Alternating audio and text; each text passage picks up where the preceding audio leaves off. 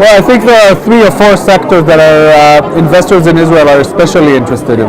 The first of them is definitely agriculture. We think that agriculture has a huge potential in India, and Israel has a very developed agricultural technology sector, like drip irrigation, fertilizers, but actually using developed technology in agriculture. And already a few Israeli agricultural companies have invested in India and invested in plants and manufacturing in India, actually making Make in India also already a reality.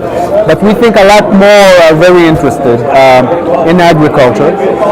There's also the water sector, which is, I think, connected to agriculture, but it's a separate sector. Both the issue of desalinization, the issue of recycling water, and now even there's a company that manufactures drinking water from air, from the humidity in air.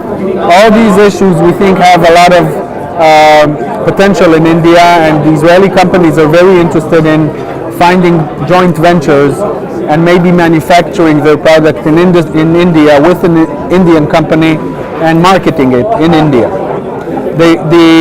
The third area is defense, especially with the change of legislation.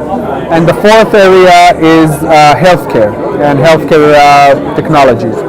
Well, the first change we've seen was the change between in the defense sector from 26% to 49% in terms of FDI, of foreign direct investment. And that is a change that is interesting, is very interesting for Israeli companies, Israeli defense companies. Many of them are now much more interested in doing business in India. Some of them are already in touch with Indian companies to try to see how they can maybe promote joint venture and manufacturing in India of defense products. Well, I think the biggest change that I hear from companies that they are hoping is that there would be less regulation and less stops in terms of making business.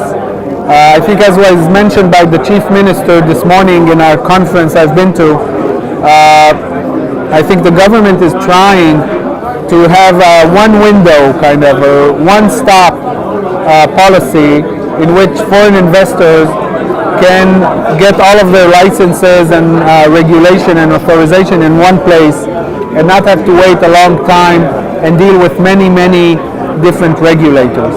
I think the government now understands it, both the local government here in Maharashtra, but also I think the central government in Delhi. And I think change has already begun, but I surely hope that it will come on fast, and this will definitely help doing business in India.